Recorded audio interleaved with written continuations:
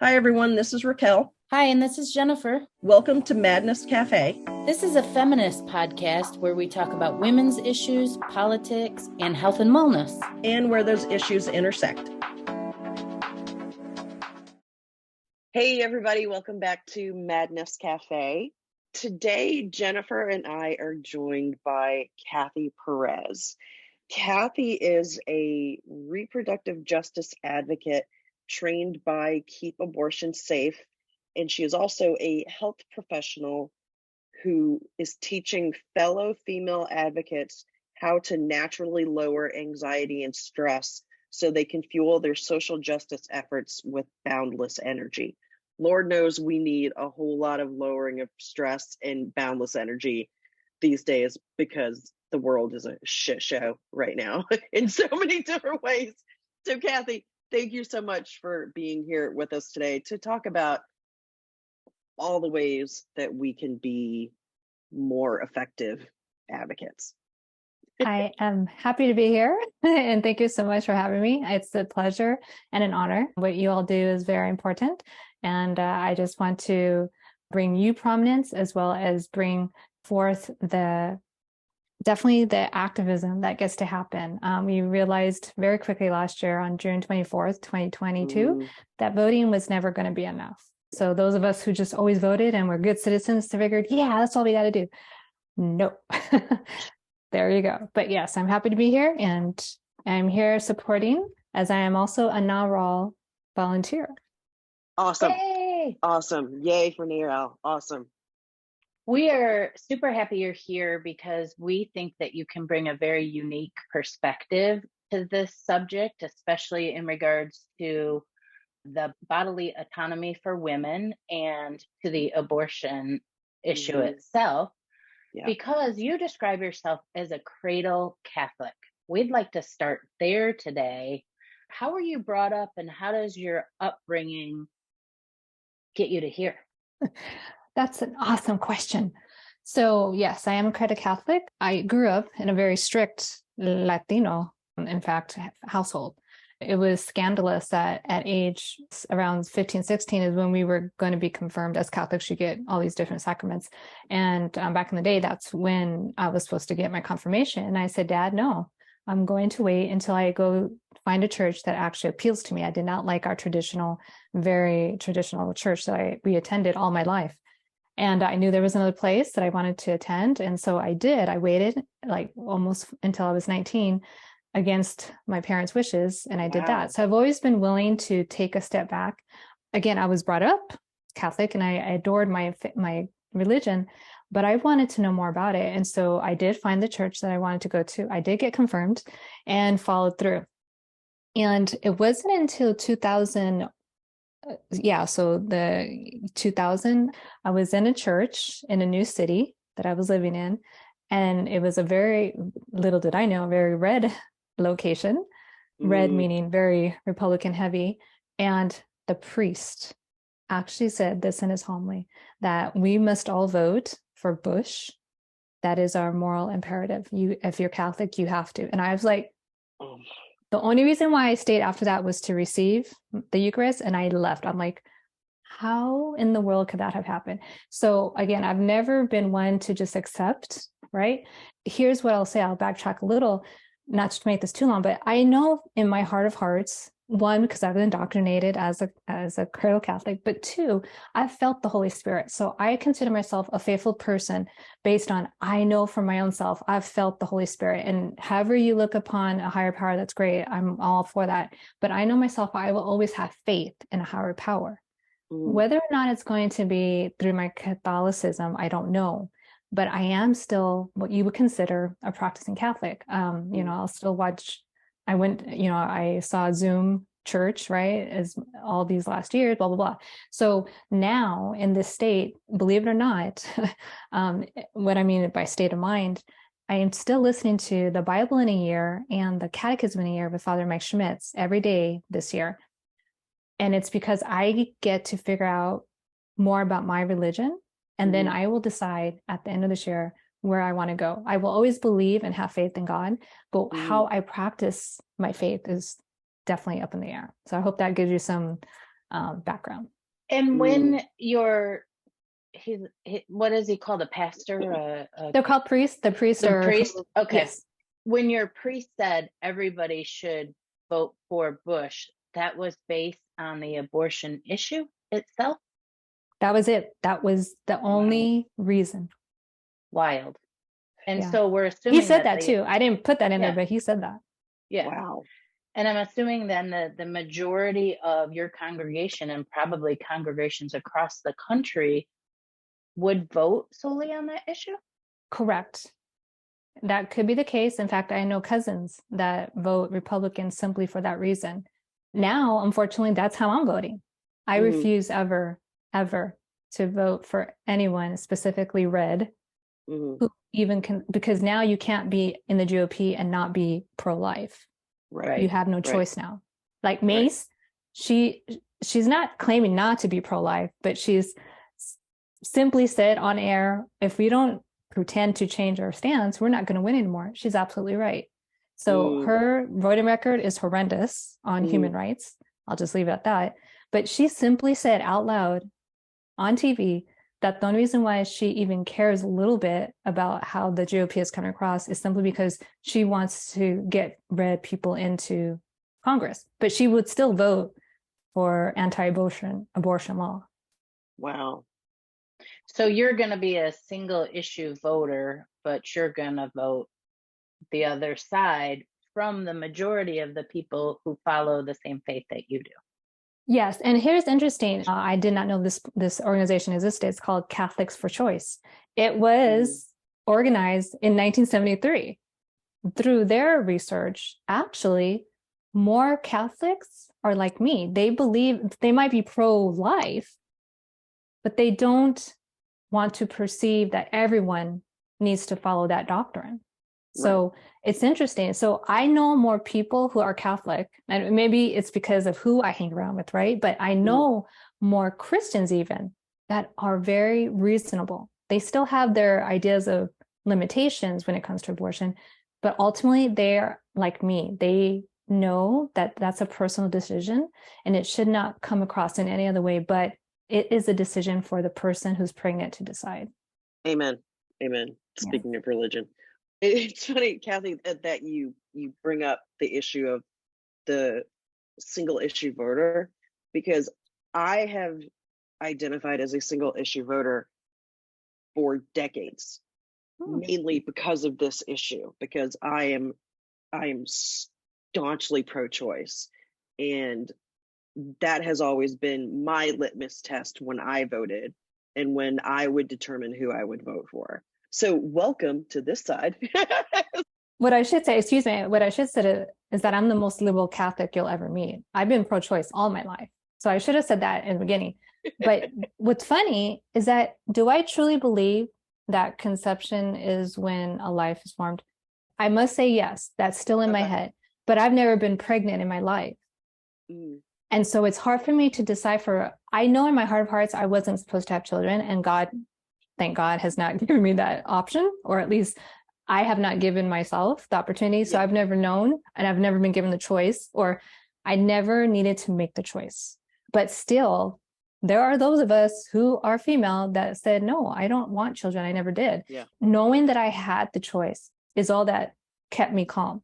But I have always been pro-choice, meaning I don't care what anyone else does. As long as they don't tell me what to do, I'm cool with you.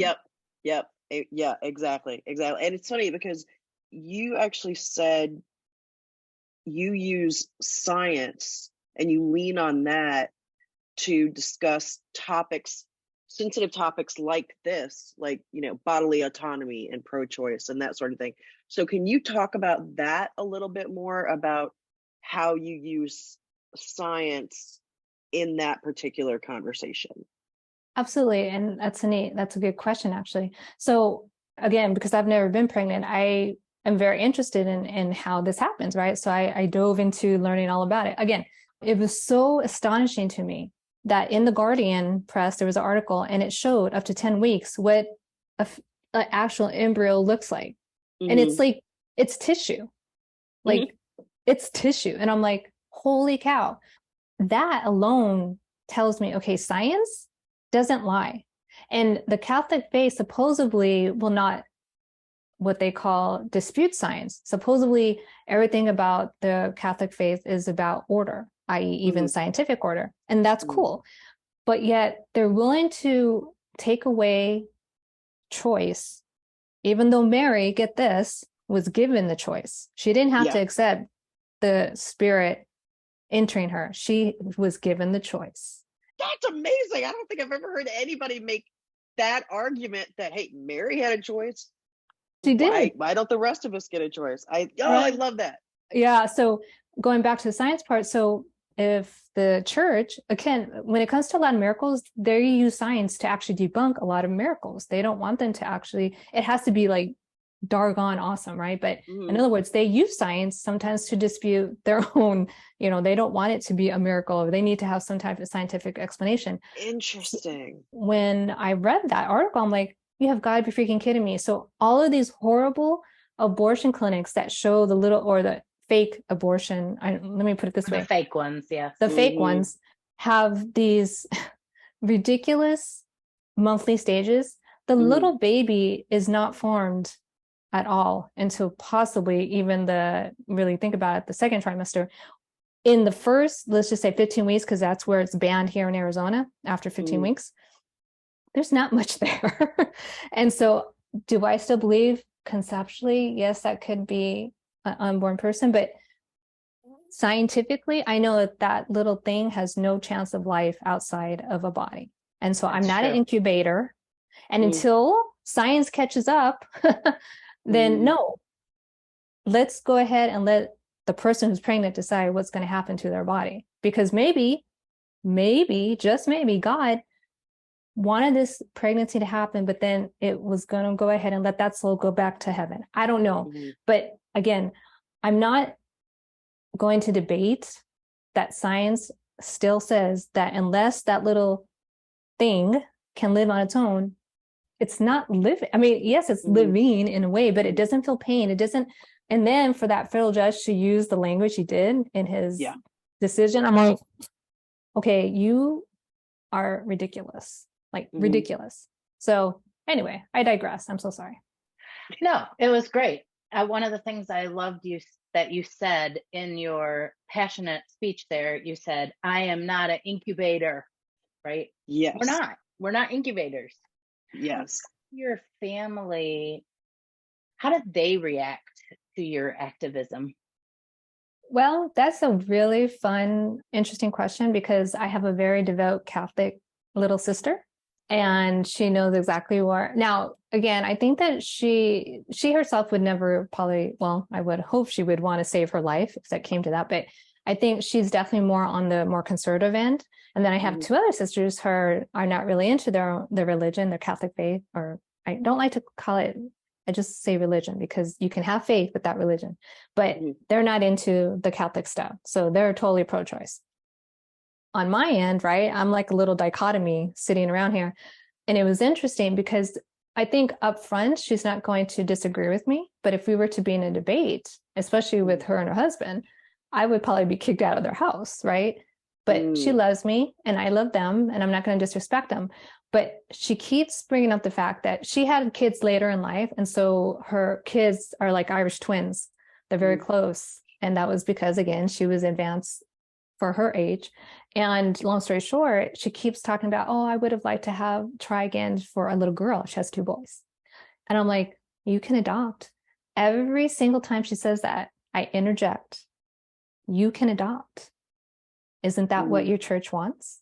And she's like, well, I just think I'm probably too old either way to have. I'm like, oh, okay. Easier said than done, right? Easier said than done. So she goes to a very traditional church, very traditional. And I happen to go to one, or at least when I decide to go, I don't always go, but when I do go to church, it's a retreat center. And so it's not actually part of the diocese. So it's not part of the diocese. They fund the diocese in some ways, right? When we contribute, sometimes that happens. But I haven't given to be honest, except for once to my church for their building of a new church.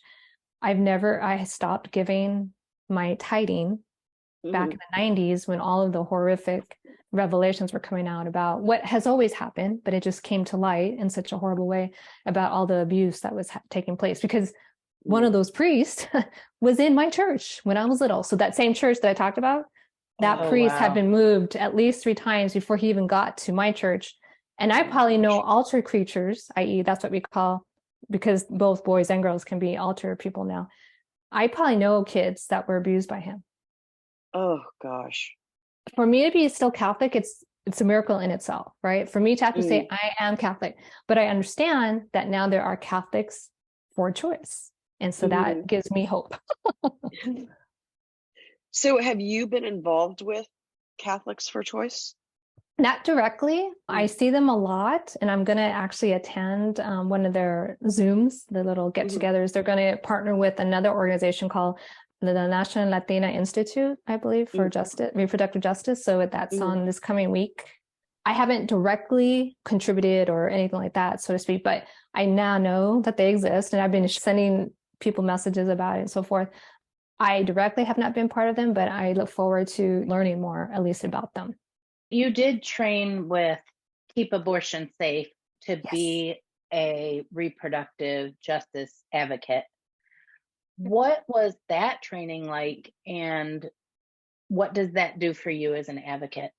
When that horrible decision came down in last June, I was like, okay, this is horrible. We've just been stripped of what I knew all my life, right? It was this. It wasn't so much that I lost my privileges, which is horrific to think, but it was because I have an age 11 niece, and I absolutely refuse to have her grow up with less rights than I did. In any case, in any child. That's when I said, okay, I got to start just looking for activity, right? And by chance, because I am active, when it comes to helping with the Democratic Party here in the state, I got Daily Causes brieflet, and they actually had a link to CAS, so to Keep Abortion Safe. And that's how I found out about their leadership series. I'm like, well, this is interesting, and it's free. Why not? So 9 weeks, and it was excellent. Everyone, go ahead and go to keepabortionsafe.org. It was wonderful. And from there, I gained the knowledge, for one, and the confidence, most important. It is important to know facts, right? But that's not what they're teaching you. They're teaching you how we got here. And then they teach you how to facilitate, how to become a community leader in however you fit in. And so that really catapulted me. And then I had previously been like a member of NowRaw and just, donated so far. Again, very slight. And then I'm like, okay, well, I do know about NowRaw. I'm not against Planned Parenthood, but I'm not into like volunteer work when it comes to clinics or anything, just because I faint at the sight of blood. So I'm like, but I know about advocacy, so why not help NowRaw, right? And so that has become now, because of CAS, now I am very active with the Action Council, the Volunteer Action Council with Arizona NowRaw, as well as the National Volunteer Effort. With CAS, you said that they taught you how we got here. Can you sum that up like quickly? So it all comes down, unfortunately, and I say unfortunately because we're still in it. It comes down to, unfortunately, white supremacy. It comes down to power. Yeah, it does.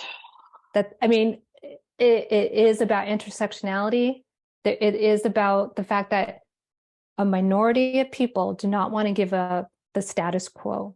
It will take this country down at all cost if it has to keep power. That's all it's about. Sad because they've taken now, and again, I know that that's just crazy, but that's what it comes down to. It is about power. Did they give any tips on how we can change the balance of that power, or what we can do? What we went through was different stages of how to be an advocate, right? How to get your word across. It did base a lot on, again, we get to understand that to be vocal means to vote, right? So there was definitely that component of, okay, this is how because it is based in Colorado. So we used a lot of Colorado's, legislature as modeled. But basically, yes, we went into the very primitive, this is how a bill happens. This is what happens when it gets to become law, blah, blah. Then we go into, okay, this is what it looks like through the eyes of white supremacy, how this came about. And then this is where we're at because of, of again, that Ursa being a power, and it's about control. So unfortunately, we even talked about how the criminal system is just an extension of slavery. We went into intersectionality in all these different formats. And then from there, okay, what can we do now? And so now it was about, okay, what action are you going to take? Because voting is not enough now. We get to educate. It was really heavy on, now we get to educate each other and then find allies and realize that we're not so far apart. And it's just a matter of education and realizing we still have power because we have our vote. And right now it's been shrunk, right? In every way, shape, or form, but we still have a voice. And so when we collectively have the same ultimate goal of human rights for everyone and not just for some, when we see that as a common cause and that will in fact bring about hopefully the continuation of democracy, it's not just enough to vote, you get to activate others. And that was the big end all. Now you know how we got here. What are you going to do to get more people educated and then to actually bring about more common dialogue, literally more dialogue, so that people aren't afraid to ask questions? Because a lot of people just want to wash it all away, and it's not going to happen. There's more of us, i.e. there's more females and there's more people who can get pregnant than aren't. And so we have a big voice, and now we just get to use it. And we're standing on the shoulders of so many other women who have, it's not if we get all the human rights back, it's when we finally have equality. And so you get to vote tell all your reps to definitely vote in the Senate for the Equal Rights Amendment to finally get added to the freaking Constitution. That's one way you can definitely make that happen. Right. And how close are we to that? So they had a hearing after 40 years. Senator Durbin and two of his female counterparts, actually from Alaska, and I forget, one of the House reps, actually from California, brought it finally to get a hearing. Okay. And all they need is a vote. And forgive me if I might be wrong, but it has to happen in the Senate. I don't know if it's supposed to happen I don't think it has to happen in the House because it won't pass. But in the House, it could. If they were able to get just even what I think 4 more Republicans or something to actually vote, it would pass. And it's already technically, it just has to be written into the Constitution, literally added as the 28th Amendment to the Constitution. And we still would have had this situation we had last year because the court was stacked, but it wouldn't have been quite so devastating. It would have been a harder fight on the federal level, for sure. And that's the Equal Rights Amendment, just to remind the listeners. You can go to eracoalition.org and you can find all kinds of cool stuff about it. Cool. Very cool. Very cool. I'm interested in, because you're talking about education and getting the word out there about what can be done and what it truly means to have reproductive justice. I'm wondering, is there discussion as well about how this doesn't just affect people who want to have an abortion, it's also people who are having IVF issues or pregnancies that go horribly wrong, or something happens and the mother's life is at risk, or that sort of thing. So are you guys learning how to bring all of that into the conversation as well? Absolutely. And that's exactly, and thank you for actually defining what reproductive justice is. So reproductive justice, in the terms of CAS, the way I was taught, was simply that it's not just about choice, because obviously that didn't stop the anti-abortion movement from chipping away at us. It was the idea that reproductive justice is actually when a person can make a decision based on availability, meaning that it's their decision. It's not a choice, because we all have choice, but can we actually get to that choice? Meaning, how many barriers are around us? So what reproductive justice means is that if I so choose and I make the decision to have an abortion or to get IVF, whatever it is, reproductive care, then I can do so in my own community. I don't have to go 50 miles away. I can do so however I wish, meaning if I want to have a doula, if I want to use a midwife, whatever the case is, the resources are within my actual community. They're not far away. It's not unattainable, because just because I have a choice doesn't mean I actually have access. Yeah, we're a long ways from that. Right. Yeah. So it's about, okay, it encompasses, do I choose and decide to keep a pregnancy, take it to term? If I so choose, I'm going to choose how I create my family planning, how my bodily autonomy is taken care of. It matters for sure that the community is supporting me in all ways, shapes, or form. That is reproductive justice, because it's not enough to say pro-choice. We all know that there were many people in the South who supposedly had access to abortion care, but still couldn't get it. No. Why? Because they didn't have access. They have access to it. Yep. They had the choice, but no access. And now it's even worse, because now it's illegal. Basically, it comes down to reproductive justice is just like the beautiful short there says, that it's freedom. Reproductive freedom means I get to make the choice, and my decision is not hindered by any other form. I have the resources I require to make that decision and to follow through on it. Yeah, I was kind of in such a bubble that I didn't realize that a person who was seeking an abortion couldn't just go to their normal doctor and get an abortion at their hospital of choice. I had no idea that it was a clinic-driven service, and Planned Parenthood is the one that provided that for most states. I didn't even know that fact. So I just assumed you went to the doctor. Yeah, a lot of times still in med school, the procedure of abortion is not taught. You have to seek out that particular bit of knowledge. Like, it's not just a standard part of medical education anymore. And that's been the case for a very long time. So yeah, so interesting.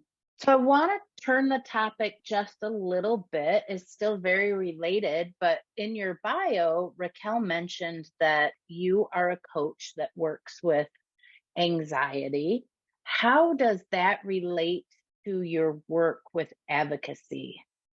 I definitely feel that my own advice to myself my own coaching for myself has got me through that point, because come June 24th, I could have taken a very different, had I not been already in the type of mind space, my mindfulness that I have, I could have gone a totally different direction. I think a lot of us were on that teetering edge. Yeah. I was diagnosed in 2001 with anxiety disorder. And I had probably dealt with anxiety pretty much all my life.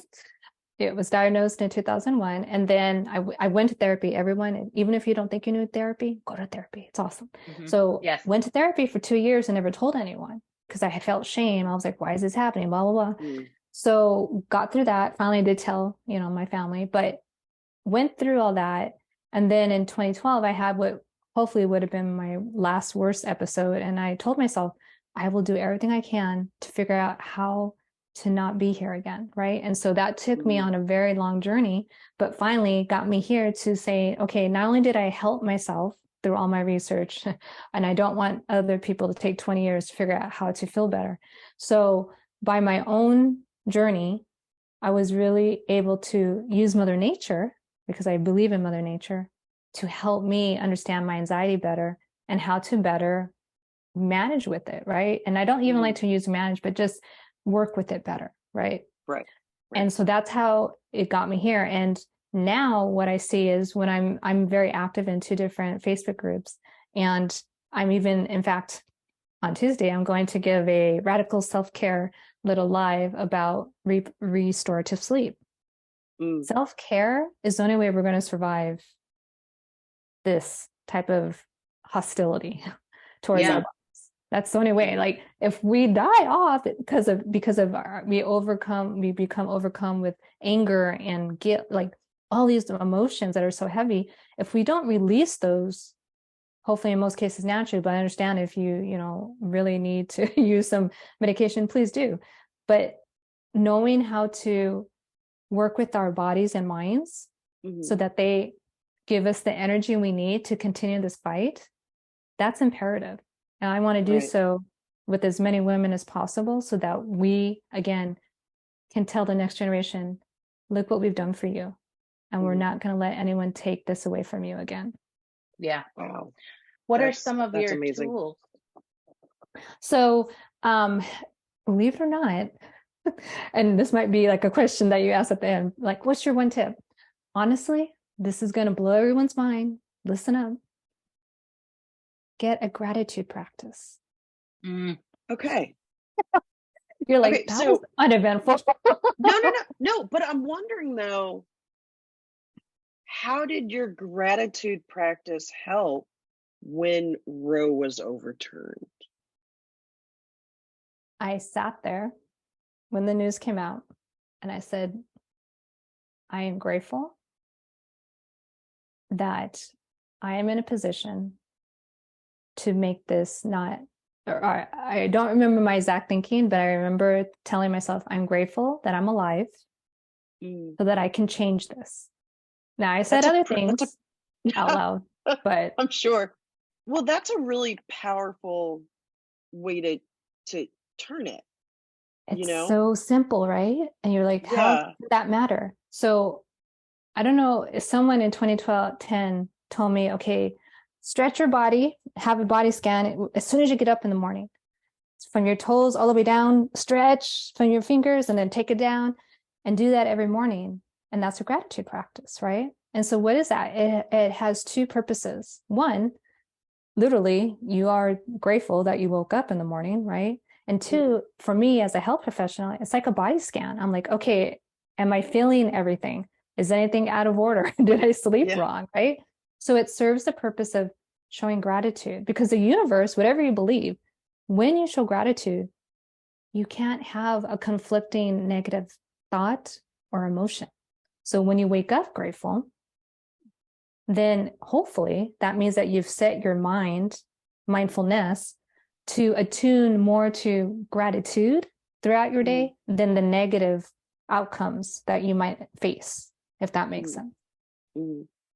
Interesting. Are you always trying to reframe your thoughts around what's happening? So like when you said that you were grateful that you were alive so you could change it, this is my pessimism. My first thought was, but they're alive and they're going to try and change it back. So like, how do you work with that, like that conflicting thought that comes up with the gratitude? This is not something that will flip overnight, right? Or even an instant. Sure. Interesting enough, again, to kind of draw it back to the anxiety part of this, our anxiety, right, is a reflection of our body wanting to stay safe. Our brain thinks that we're in danger. So that's a natural response. So if you don't want your autonomic nervous system to kick in and then start drugging it with adrenaline and cortisol, then what are you going to do to oppose it? Well, you're going to think about something to be grateful for. Because again, scientifically, our brains do not have two different opposing emotions. We can't think of them at the same time. Now, you're thinking, okay, well, I cry when I'm happy. That's a little different. It's an emotional response plus whatever you're happy about. Literally, emotionally, we cannot handle anger and gratitude in the same thought. Like, it doesn't necessarily scientifically happen.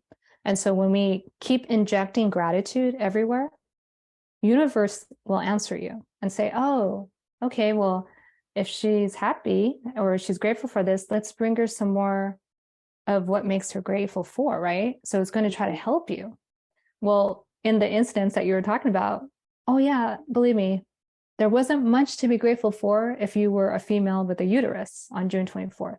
But I was grateful that I was given that, or today, I was grateful that I am able in any way, shape, or form to make sure that we codify human rights.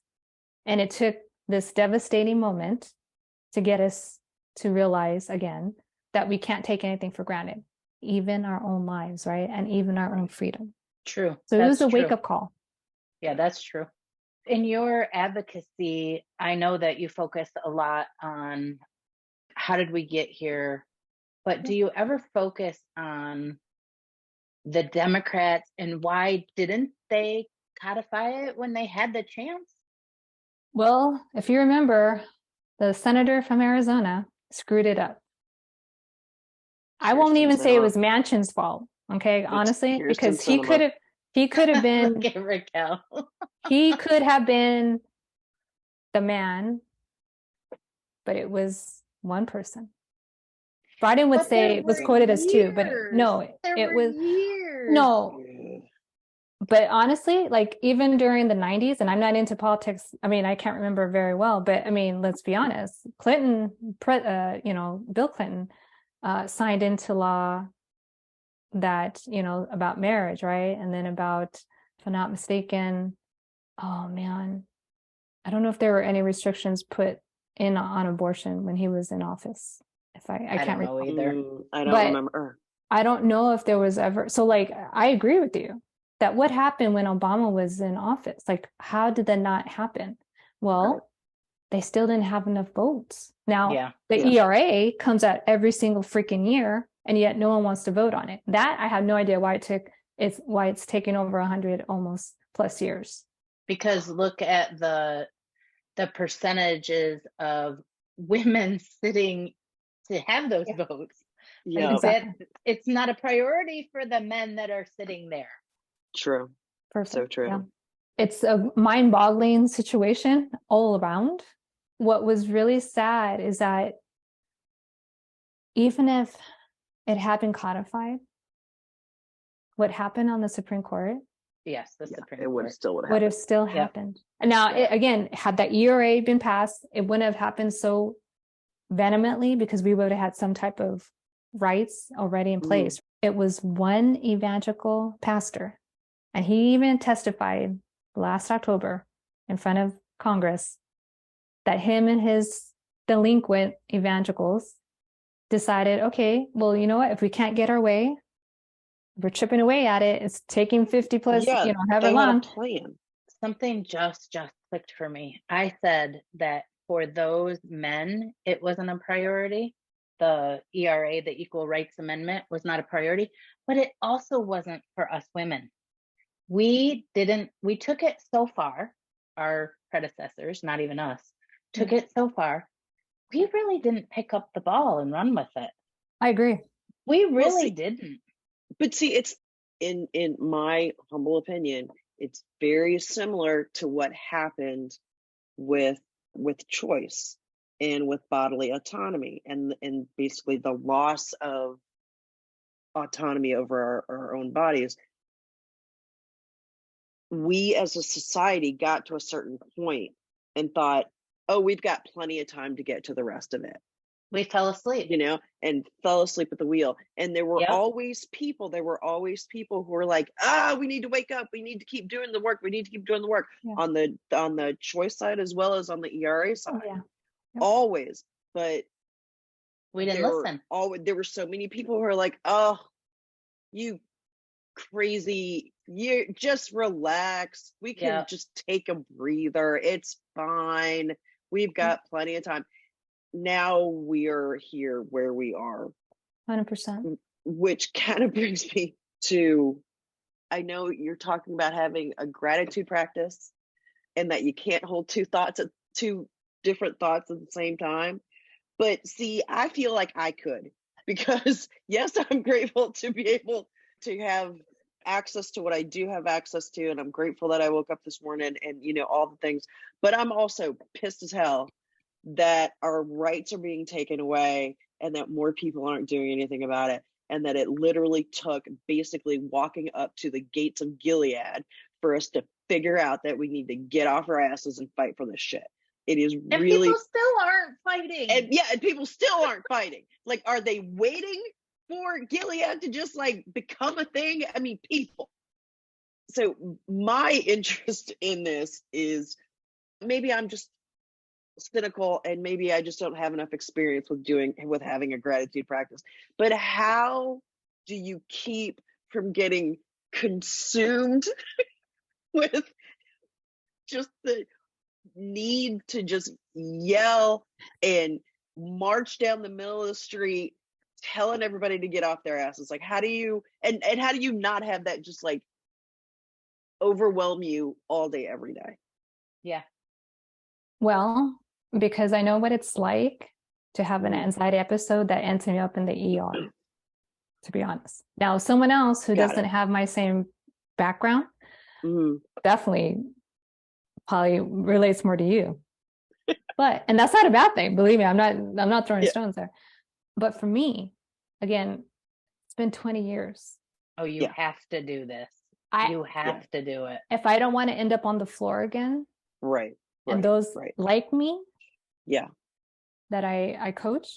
I get, and notice the words I'm using instead of have, I get to put my self-care first always. Because that will put me in a place of neutrality. Now, that doesn't mean that I'm not pissed as hell a lot of the time, because I'm a CNN junkie. I'm an NPR junkie. So I get informed and then I let it all sink in, and then I let that energy out in the most productive way I can.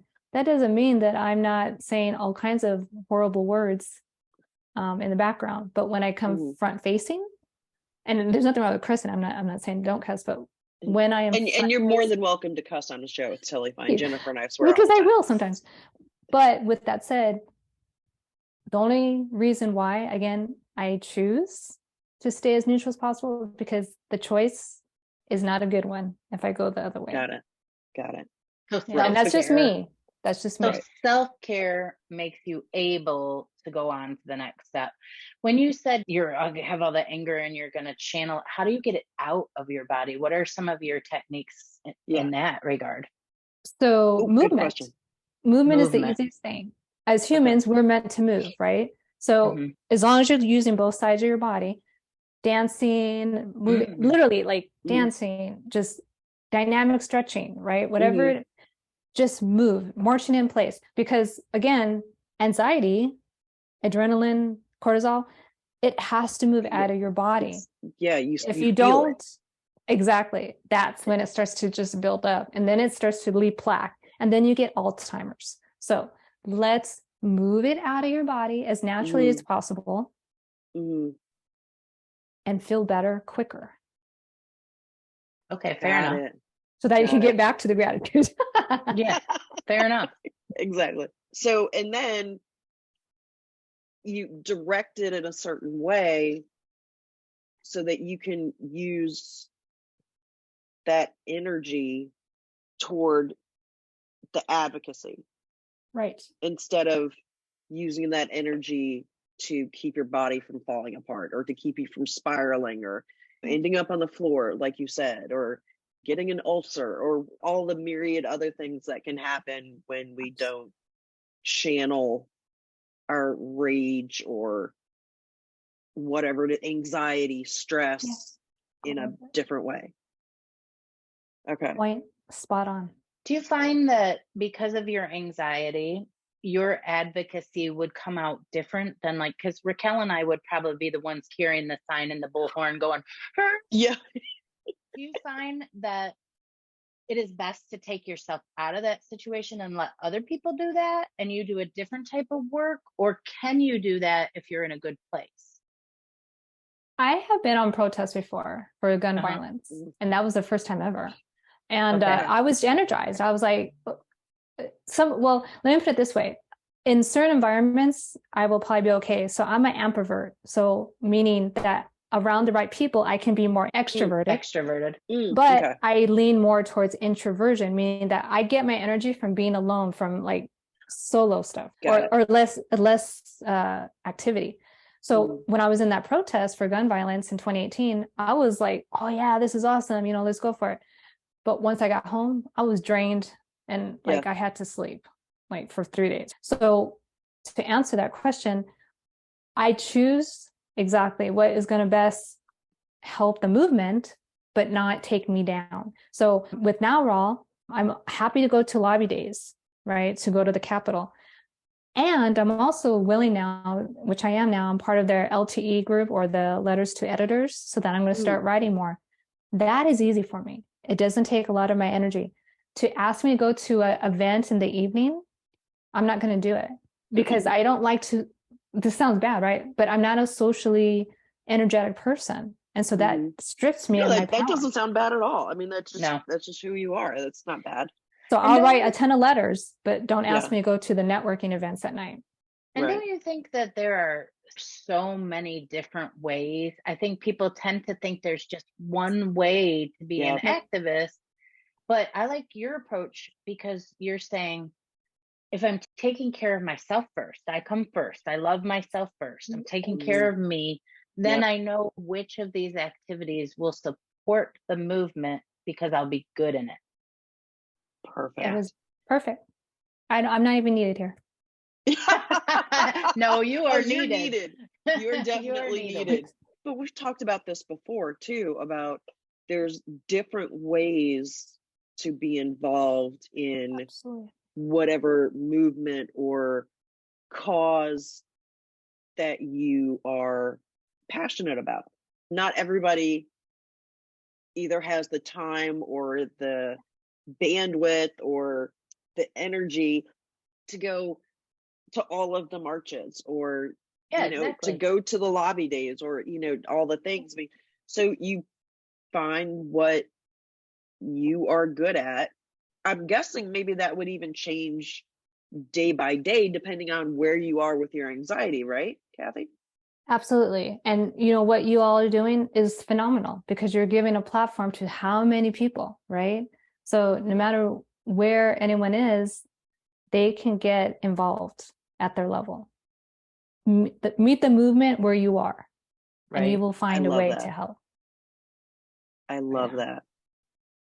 I love that. I'm going to write that down. Meet the movement where you are. That's perfect.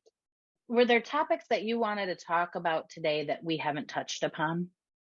No, in fact, I always try to lead with the ERA, but since we mentioned it, that to me, I mean, yes, definitely body autonomy is so important, but we have to deal first with at least being put in the Constitution, because that's why we were in the position we were last year, at least one of the reasons.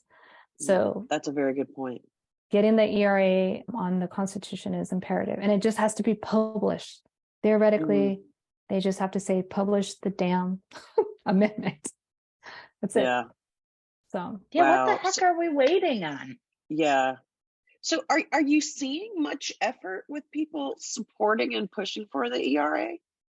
I feel like it doesn't get much publicity at all. I mean, am I just not seeing it? They finally, after 100 plus years, right? Because it's been like over 100 years that this is every single year introduced to Congress. There is now a caucus finally.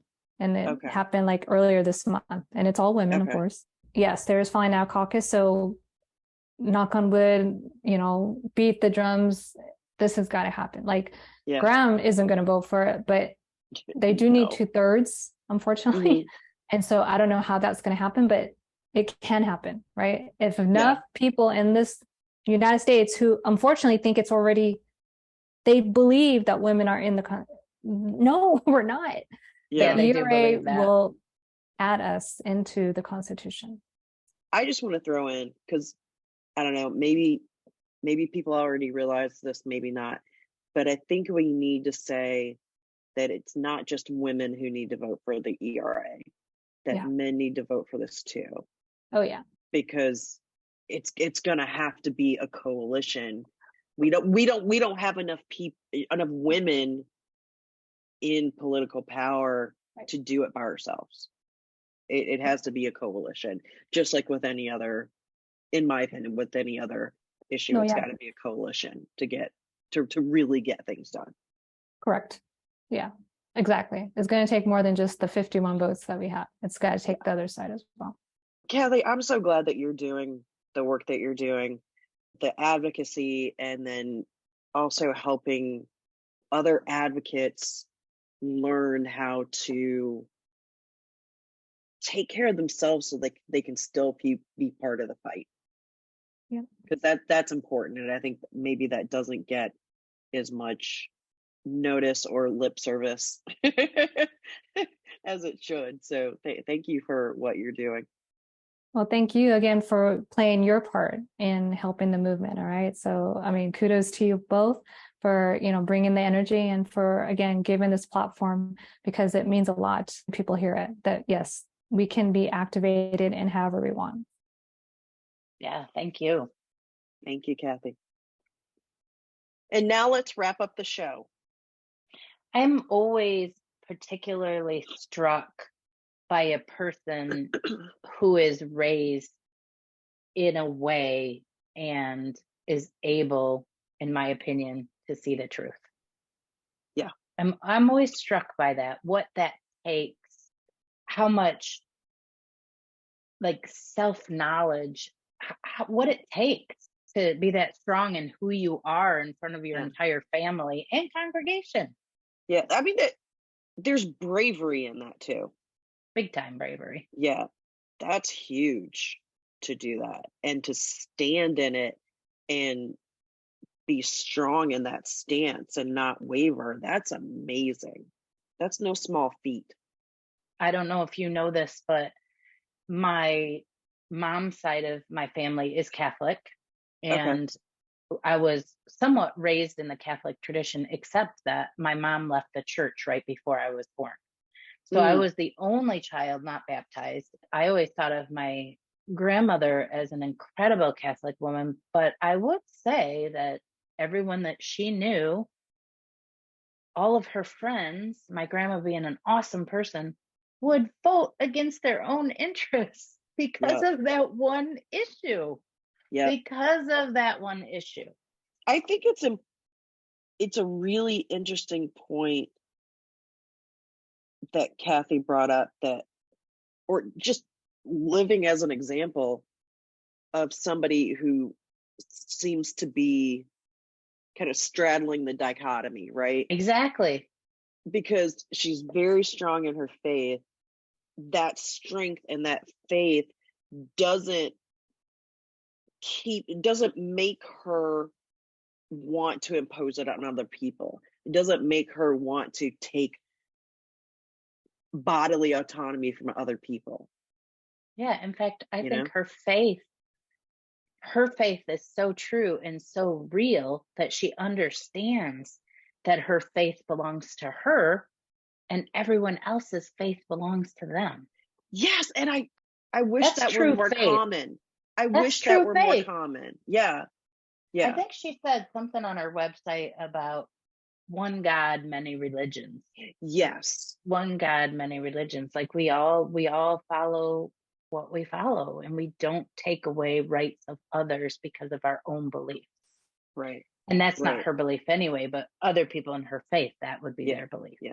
Well, and as she says, even Mary was offered the choice to accept God's plan for her. Mary was not forced to accept God's request that she carry Jesus. Yeah, I've never heard that, but I just got chills. Yeah.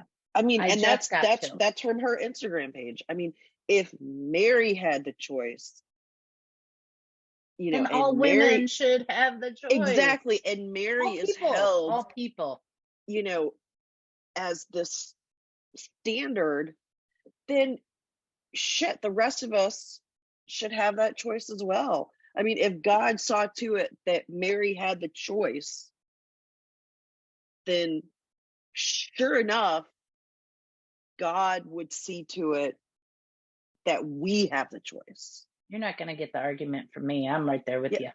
Exactly. I hope somebody hears this and it